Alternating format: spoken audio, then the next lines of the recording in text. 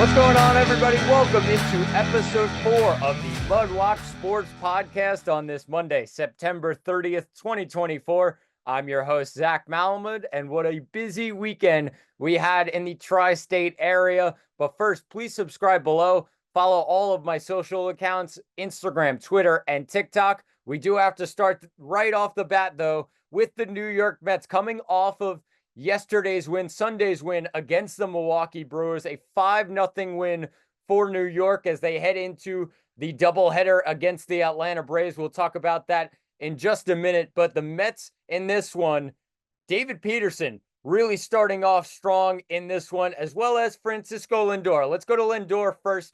Comes back into the lineup in this series, and how great is it as a Met fan to have Francisco Lindor back in the lineup? Goes 2 for 4, 2 runs scored, 2 RBIs, 1 home run, and 1 walk in this one. Great to have Francisco Lindor back in the lineup, and it started in the first inning as Nimmo drove in Lindor for an RBI single to give the Mets a 1-0 lead. Lindor, though, RBI single to drive in Alvarez in the 4th.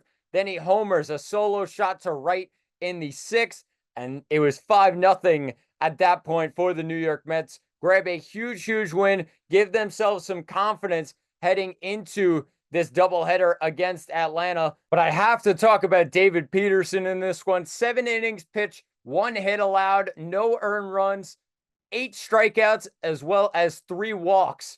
What a performance from Peterson, who's going to be in the starting pitching rotation if the Mets get into the postseason, and he comes up big, a big game player in this one, and 3 hits overall for Milwaukee on the day to the Mets 12, but a big performance from David Peterson to lock things down in a big game. Knew the Mets needed a win here and really shut things down for 7 innings, and great stuff from Peterson heading into the postseason. But let's talk about this doubleheader coming up later today, later this afternoon. It's the New York Mets and the Atlanta Braves. Game 1 starting at 1:10.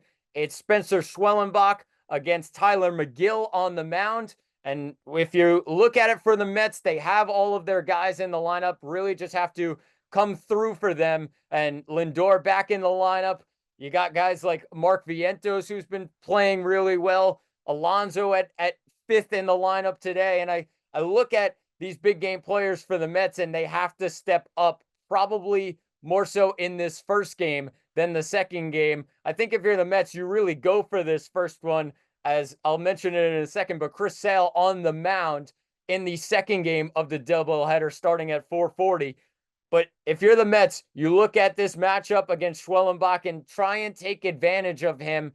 I think if you're the Mets, you want to win this first one and don't put yourself in the situation to go up against the Cy Young winner or the potential Cy Young winner in Chris Sale in the National League. And I think if you're the Mets, you have to win this first one. And it's going to put a lot of pressure on you to win that second one. They don't want to have to deal with that. Win the first one against Schwellenbach, and then move on from there and give yourself the confidence in that second game that you already clinched a postseason spot. In the second game, like I mentioned, though, it's Chris Sale on the mound, 18-3 on the year, a 2.38 ERA, a 1.01 whip, 225 strikeouts for Sale on the year. He's going to face off against Luis Severino, who's 11-7, a 3.91 ERA, with 161 strikeouts, 1.24 whip. I think when you look at this matchup, it obviously completely favors the Atlanta Braves with Chris Sale on the mound. So don't put yourself in that situation if you're the Mets. If they have to be in that situation, it's going to be a tough one. And the Braves are still going to fight with Chris Sale on the mound. They don't really want to see their rival New York Mets in the playoffs. And in the division, it's going to be really hard to watch the Mets if they go on a big run. The Braves don't want to have to deal with that at all. Even if they may not have to play them, they do not want the Mets in the playoffs. But the doubleheader, the Braves and the Mets, it's Chris Sale on the mound in the second game for the Braves, Spencer Schwellenbach in the first game, Luis Severino on the mound for the New York Mets in the second game, along with Tyler McGill on the mound in the first game. 110, 4:40, the starts, the doubleheaders between the Braves and the Mets. Crucial games for the Mets postseason hopes coming up later today.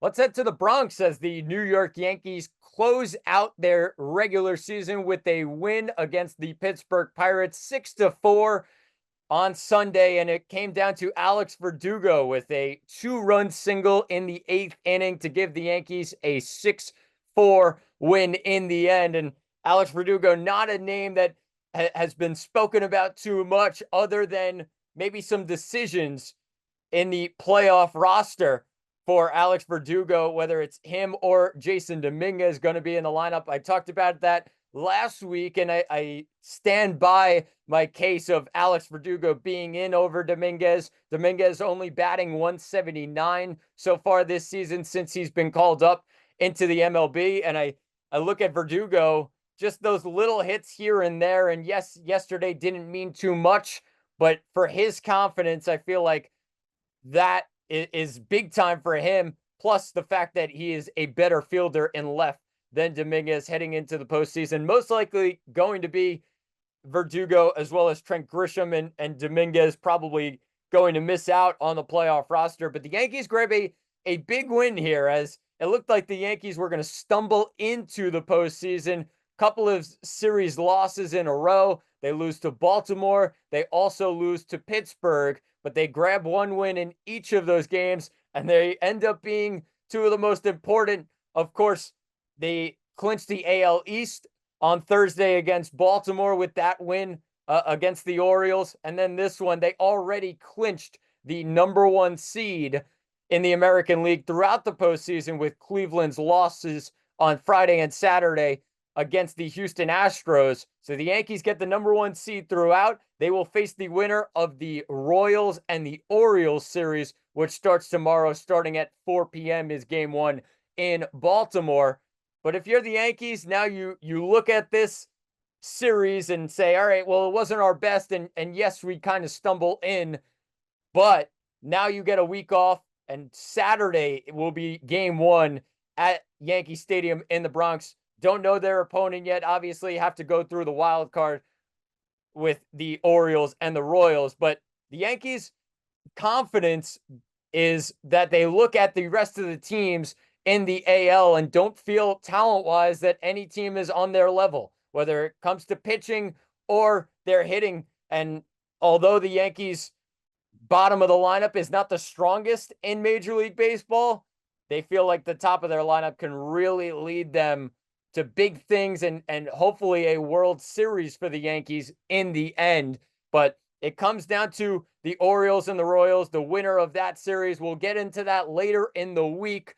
Who will the Yankees face in game 1 of the ALDS as they get a week off now, clinching the number 1 seed in the American League? Let's head across the bridge into New Jersey as the New York Jets are handed a stunning 10-9 loss to the Denver Broncos on Sunday at MetLife Stadium. And the story of this game came down to weather. It was a slick day at MetLife Stadium, raining the entire game.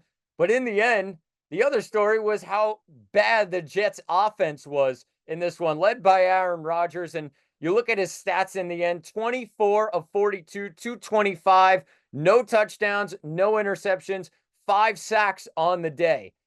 And that doesn't look like a horrible stat line, except for the fact that they did not get in the end zone the entire game against a Denver defense that is, yes, pretty strong and goes pretty under the radar. But on their home field, you would think that the Jets should comfortably win this one. 7.5-point favorites they came in as, and it moved up to 8.5-point favorites by game time. A stunning loss in the end for the Jets. Just inexcusable. The run game was non-existent. Braylon Allen was leading the way, 8 carries for 34 yards. How about Breece Hall in this one? 10 carries, 4 total yards on the ground. Unreal stuff and just inexcusable from this Jets offense. Hall got 2 receptions out of the backfield as well for 14 yards on 5 targets. But if you look at this one for the Jets, this is one they should win easily. And it really just comes down to typical Jets. They obviously have all the hype looking at Super Bowl aspirations this season, but they drop a silly game at home to the Denver Broncos that they should easily win. And Denver came in with motivation. All of the noise about Sean Payton last year against Nathaniel Hackett and his comments against Hackett's coaching job when he was in Denver. And the Jets came in to fight for a guy like Nathaniel Hackett. And in the end, their offense just completely let them down. Only 9 points on the board. And the Jets relying on Greg Zuerlein to put up all of their points. And they can't really blame Zuerlein in the end. Yes, he missed the big field goal in the end for the Jets, a 50-yarder with 47 seconds left on the clock. It went wide right for the Jets, but it shouldn't have even come down to that if the Jets put up points. This offense put up points, and Rodgers taking a lot of the blame right now. It's just not good enough from the Jets, and they have to be better. And now where do they go from here? They end up going across the pond into London. They're going to have to face a really tough team in the Minnesota Vikings, who have been scorching hot at 4-0 to start the season. Not an easy look for the Jets here in that game next week, and we'll preview it later in the week. But this loss is absolutely inexcusable, and on their home field, they just were not good enough. You expect more from a team led by Aaron Rodgers, and just the 5th game ever in his career where he did not have a touchdown. And a couple of those games were due to injury. So the rest of those games on the field, and I think it was only 2 of those games that he was fully on the field and just could not get in the end zone. So a painful one as a Jets fan, just a typical Jets loss, but they have to move on. They fall to 2-2. Denver moves to 2-2, a 10-9 shocker at MetLife. Because we already recapped the Giants' loss to the Cowboys on Thursday Night Football on Friday's episode, go check it out. Let's head to Madison Square Garden, as on Friday evening, we received word of a blockbuster trade sending 4-time All-Star and former Rookie of the Year Karl-Anthony Towns to the New York Knicks. Knicks, in return, trade to the Minnesota Timberwolves Julius Randle, Dante DiVincenzo, and a 2025 first-round pick via Detroit, which is top 13 protected. Charlotte is also involved in the deal, getting Daquan Jeffries as well as draft compensation. None of the details are fully out yet when it comes to Charlotte's side. Players and picks headed to the Hornets, so we'll just wait on that. But the big part of the deal, Towns for Randle and Dante DiVincenzo. And when you look at Towns and the loss that the Knicks have with Mitchell Robinson being out for probably half the season now, it's a big get for the New York Knicks, but not the exact get, I believe, that they should have went after here. They did get a 4-time All-Star, like I said, former Rookie of the Year, a big-time player, a big-time star in the NBA right now in Karl-Anthony Towns.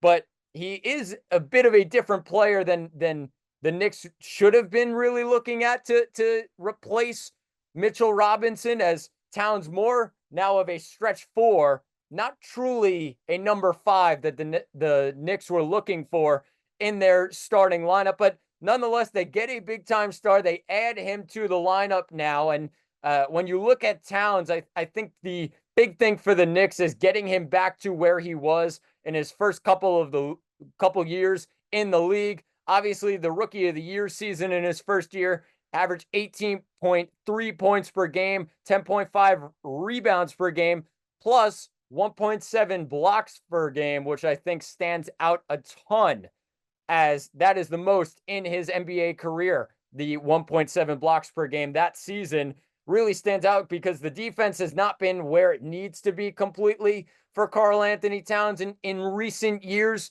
but it also, he translated his game to more of an outside type of game as a stretch 4 rather than a true 5. And I think when you look at that from the Knicks' point of view, 1.1 3-point attempts per game in his rookie year.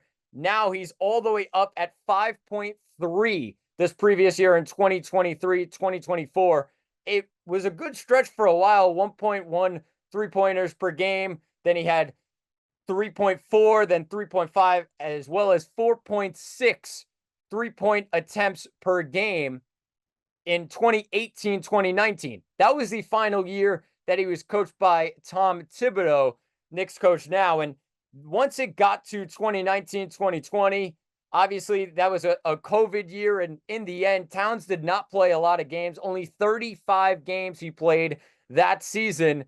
The numbers from beyond the arc jumped up considerably. 7.9 3-point attempts per game from 4.6 the year before. So when you look at that, it tells you that that Towns changed his game to more of a stretch four. And for the Knicks, they don't really need that too much. Of course, they could use his 3-point shooting sometimes. I think, though, the best spot for Karl-Anthony Towns is down low on the block, where a Mitchell Robinson type player would be, forcing a Joel Embiid to guard him down low. That's who he's going to end up going up against for the New York Knicks. And I think if you're the Knicks, you have to translate his game now to that and not make him truly a stretch four, because, I mean, the Knicks already have 4 guys ahead of him or higher up in the lineup in terms of their guards or forwards there. They need him to be a center. They need him to be down low, and he won't be doing that if he's outside shooting 3-pointers. Yes, that's the typical NBA right now, but if you're the Knicks, you need him down low to help get offensive boards, to challenge the defense and kind of keep them honest down low, rather than relying on your smaller players, your Jalen Brunsons and your Mikal Bridges to get to the paint. I think you need Towns to do that more and be down there to help the Knicks out offensively. That's not to say he can't be out on the 3-point line. It's good once in a while to give the defense a different look, but I think Towns really needs to change his game in New York, and I think Tom Thibodeau would really hope for that after he coached him that way in those 3 years in Minnesota. But the Knicks end up giving up Julius Randle as well as Dante DiVincenzo. Randle, it was kind of coming at this point, and it was just about finding the best destination for Julius Randle and the best package that the Knicks could get in return for him. Long time coming. They end up giving up Randle, and a great career that he had for the New York Knicks. Obviously came in right after the Durant and Irving moved to Brooklyn, and the Knicks kind of had to settle with Julius Randle. He was spectacular in his career in New York, and definitely deserves his praises from the New York Knicks fans when he eventually returns. But then you also look at Dante DiVincenzo, who they lose 3-point shooting with, a big-time player who stepped up when it came postseason time. And I think that's a big loss for the New York Knicks. They gave up their 6th man. Yes, they're relying a bit more on a guy like Deuce McBride, who's coming off the bench now, and relying on him for a little bit of scoring off the bench. But, I mean, Dante DiVincenzo was a big-time player for the Knicks this past postseason, and a hard one there to give up. Yes, they get Towns in the end. They get a center, which they needed desperately after losing Hartenstein, and I mentioned the injury to Robinson. But the outside shooting that they're going to miss from Dante DiVincenzo, I think, is big time. And of course, the story in the end of the Nova Knicks, and DiVincenzo doesn't even get to play with those other guys, Brunson, Bridges, as well as Josh Hart. So a tough one to swallow there as a Knicks fan myself, giving up Dante DiVincenzo, but they get a star in the end in Karl-Anthony Towns, and it could take the Knicks over the line. They have to, like I said, change up Towns' game just a little bit to fit their system and fit Tibbs' system. But other than that, they should be in good shape. They get a 4-time All-Star, a big-time player in the NBA, 2-time All-NBA. So if you're the Knicks, you got to be happy about it in the end. You get a big star. They have to figure out a way to get Towns in their offense. But the Knicks get Karl-Anthony Towns in the end. They give up Randle as well as DiVincenzo. Final details not just out yet. We'll get into a lot more of this in the coming weeks as the Knicks get Karl-Anthony Towns to add to their already very powerful roster. Now let's finish things off with a Monday Night Football preview, as we, for the second week in a row, have 2 games on Monday night. Let's start off with the first one. It's going to be the Tennessee Titans coming in at 0-3, taking on the 1-2 Miami Dolphins at 7:30 tonight. Miami comes in as 2.5-point favorites. low total here, sitting at 37.5. Obviously, the question coming in for Miami is the quarterback situation. Skylar Thompson may be starting. Tim Boyle's also there now. I think Thompson will most likely start in the end. And for that reason, I'm going to take the Miami Dolphins in this one. They're 2.5-point favorites, but they're going up against a Tennessee Titans team in which Will Levis, 4 touchdowns to 5 interceptions on the year already, hasn't been the greatest start, but I feel like Miami's defense, as well as their ability to rely on the run game with a guy like Devon Achane out of the backfield. Yes, they struggled to get their top receivers the ball now based on the quarterback situation with Jalen Waddle as well as Tyreek Hill in the lineup tonight. But you're looking at it, and Miami at home, the Titans come in, they're 0-3, really, really struggling. Yes, it could be a spot for a bounce back here, but I feel like Miami themselves want to prove that it's not just Tua Tagovailoa. They have a lot of guys on the rest of their team that can kind of make up for what what they're missing in Tua. And I think the Dolphins at 2.5-point favorites tonight, I'll take them to cover. I think the Dolphins going up against this Titans team that's, like I said, really struggling right now. I think the Dolphins will take this one on their home field. A big one at 7:30. And I look for the run game, like I said, with Devon Achane to really get involved. Tony Pollard could be a big name on the other side. Miami has let up a lot of rushing yards so far this season, so could kind of go both ways, but I'll take Achane and the Dolphins to win this one on their home field. The second game is really when the magic comes in, and I look at this matchup and scream, wow, on a Monday night. It's great. 3-0 Seattle Seahawks, 2-1 Detroit Lions. This one taking place in Detroit, and that is why the Detroit Lions sit as 4-point favorites on their home field. Geno Smith versus Jared Goff. Kenneth Walker returning in this one for Seattle, but the wide receiver matchup as well.